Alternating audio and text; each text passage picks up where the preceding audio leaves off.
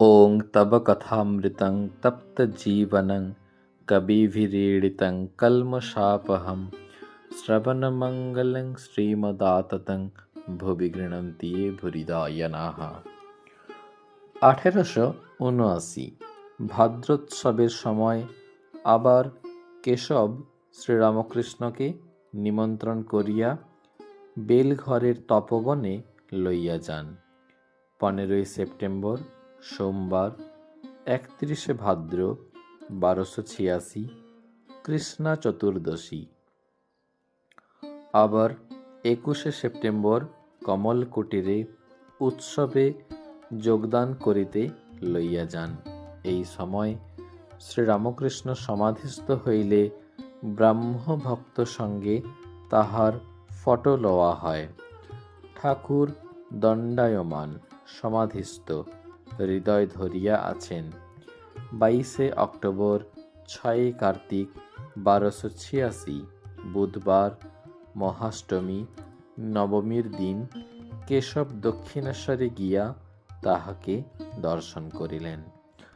1879 29 October বুধবার 13 কার্তিক 1286 কোজাগর পূর্ণিমায় বেলা 1টার সময় কেশব আবার ভক্ত সঙ্গে শ্রীরামকৃষ্ণকে দক্ষিণেশ্বরে দর্শন করিতে যান। স্টিমারের সঙ্গে 1খানি বজরা, 6খানি নৌকা, 2খানি ডিঙ্গি, প্রায় 80 জন ভক্ত, সঙ্গে পতাকা, পুষ্প পল্লব, খোল, করতাল, ভেরি। হৃদয় অভ্যর্থনা করিয়া কেশবকে স্টিমার হইতে আনেন। গান গাইতে গাইতে সুরধ্বনির তীরে হরি বলে কে বুঝি প্রেম দাতা নিতাই এসেছে। ব্রাহ্মভক্তগণ পঞ্চবটী হইতে কীর্তন করিতে করিতে তাহার সঙ্গে আসিতে লাগিলেন। সচ্চিদানন্দ বিগ্রহ, রূপানন্দ ঘন। তাহাদের মধ্যে ঠাকুর মাঝে মাঝে সমাধিস্থ। এই দিনে সন্ধ্যার পর বাঁধা ঘাটে পূর্ণচন্দ্রের আলোকে কেশব উপাসনা করিয়াছিলেন।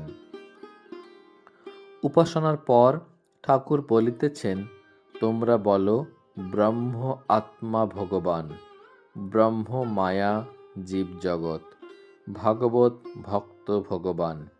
কেশবাদী ব্রাহ্ম ভক্তগণ সেই চন্দ্রালোকে ভাগীরথী তীরে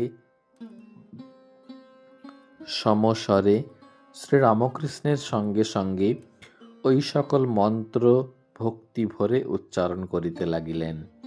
শ্রীরামকৃষ্ণ আবার যখন বলিলেন, বলো গুরু কৃষ্ণ বৈষ্ণব, তখন কেশব আনন্দে হাসিতে হাসিতে বলিতেছেন, মহাশয়, এখনো অতদূর নয়। গুরু কৃষ্ণ বৈষ্ণব আমরা যদি বলি, লোকে বলিবে গোঁড়া। শ্রীরামকৃষ্ণ হাসিতে লাগিলেন ও বলিলেন, বেশ, তোমরা অর্থাৎ ব্রাহ্মরা যতদূর পারো তাহাই বলো। কিছুদিন পরে 13 নভেম্বর 28 কার্তিক 1879 কালী পূজার পরে রাম, মনমোহন, গোপাল মিত্র দক্ষিণেশ্বরে শ্রীরামকৃষ্ণকে প্রথম দর্শন করেন। 1880 খ্রিস্টাব্দে একদিন গ্রীষ্মকালে রাম ও মনমোহন কমল কুটিরে কেশবের সহিত দেখা করিতে আসিয়াছিলেন। তাহাদের ভারী জানিতে ইচ্ছা, কেশববাবু ঠাকুরকে কি রূপ মনে করেন। তাহারা বলিয়াছেন, কেশববাবুকে জিজ্ঞাসা করাতে বলিলেন, দক্ষিণেশ্বরের পরমহংস সামান্য নহেন, এক্ষণে পৃথিবীর মধ্যে এত বড় লোক কেহ নাই। ইনি এত সুন্দর, এত অসাধারণ ব্যক্তি, ইহাকে অতি সাবধানে সন্তর্পণে রাখতে হয়। অযত্ন করলে এর দেহ থাকবে না। যেমন সুন্দর মূল্যবান জিনিস গ্লাস কেসে রাখতে হয়। ইহার কিছুদিন পরে 1881 মাঘোৎসবের সময় জানুয়ারি মাসে কেশব শ্রীরামকৃষ্ণকে দর্শন করিতে দক্ষিণেশ্বরে যান। তখন রাম মনমোহন, জয়গোপাল সেন প্রভৃতি অনেকে উপস্থিত ছিলেন। 1803 শক 1 শ্রাবণ, কৃষ্ণা চতুর্থী 1288, শুক্রবার 15 জুলাই 1881, কেশব আবার শ্রীরামকৃষ্ণকে দক্ষিণেশ্বর হইতে স্টিমারে তুলিয়া লন। 1881 নভেম্বর মাসে মনমোহনের বাটিতে যখন ঠাকুর শুভাগমন করেন ও উৎসব হয়, তখনও কেশব নিমন্ত্রিত হইয়া উৎসবে যোগদান করেন। শ্রীযুক্ত ত্রৈলোক্য প্রভৃতি গান করিয়াছিলেন। 1881 ডিসেম্বর মাসে রাজেন্দ্র মিত্রের বাটিতে শ্রীরামকৃষ্ণ নিমন্ত্রিত হইয়া যান। শ্রীযুক্ত কেশবও গিয়াছিলেন।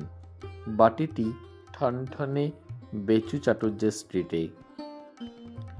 রাজেন্দ্র, রাম ও মনমোহনের মেসমহাশয় রাম, মনমোহন, ব্রাহ্মভক্ত, রাজমোহন, রাজেন্দ্র কেশবকেও সংবাদ দেন ও নিমন্ত্রণ করেন। কেশবকে যখন সংবাদ দেওয়া হয়, তখন তিনি ভাই অঘোরনাথের শোকে অশৌচ গ্রহণ করিয়াছিলেন। প্রচারক ভাই অঘোর 24 অগ্রহায়ণ 8 ডিসেম্বর বৃহস্পতিবারে লক্ষ্ণৌ নগরে দেহত্যাগ করেন। সকলে মনে করিলেন কেশব বুঝি আসিতে পারিবেন না। কেশব সংবাদ পাইয়া বলিলেন, সে কি, পরমহংস মহাশয় আসিবেন আর আমি যাইব না? অবশ্য যাইব। অশৌচ, তাই আমি আলাদা জায়গায় খাব। মনমোহনের মাতা ঠাকুরানী পরম ভক্তিমতী শ্যামাসুন্দরী দেবী ঠাকুরকে পরিবেশন করিয়াছিলেন। রাম খাবার সময় দাঁড়াইয়াছিলেন। যেদিন রাজেন্দ্রের বাটিতে শ্রীরামকৃষ্ণ শুভাগমন করেন, সেই দিন অপরাহ্নে সুরেন্দ্র তাহাকে লইয়া চীনা বাজারে তাহার ফটোগ্রাফ লইয়াছিলেন।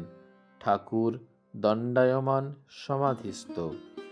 উৎসবের দিবসে মহেন্দ্র গোস্বামী ভাগবত পাঠ করিলেন।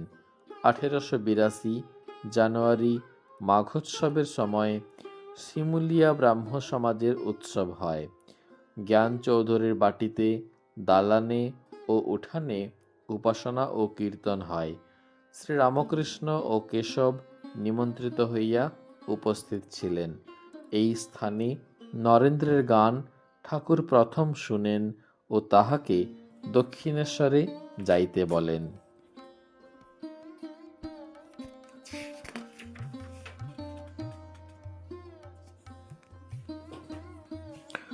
1882 খ্রিস্টাব্দে 23 ফেব্রুয়ারি 12 ফাল্গুন বৃহস্পতিবার কেশব শ্রীরামকৃষ্ণকে দক্ষিণেশ্বরে ভক্ত সঙ্গে আবার দর্শন করিতে আসেন। সঙ্গে জোসেফ কুক, আমেরিকান পাদরী মিস পিগট, ব্রাহ্ম ভক্তগণ সহ কেশব ঠাকুরকে স্টিমারে তুলিয়া লইলেন। কুক সাহেব শ্রীরামকৃষ্ণের সমাধি অবস্থা দেখিলেন। শ্রীযুক্ত নগেন্দ্র এই জাহাজে উপস্থিত ছিলেন। তাহার মুখে সমস্ত শুনিয়া মাস্টার 10-15 দিনের মধ্যে দক্ষিণেশ্বরে শ্রীরামকৃষ্ণকে প্রথম দর্শন করেন।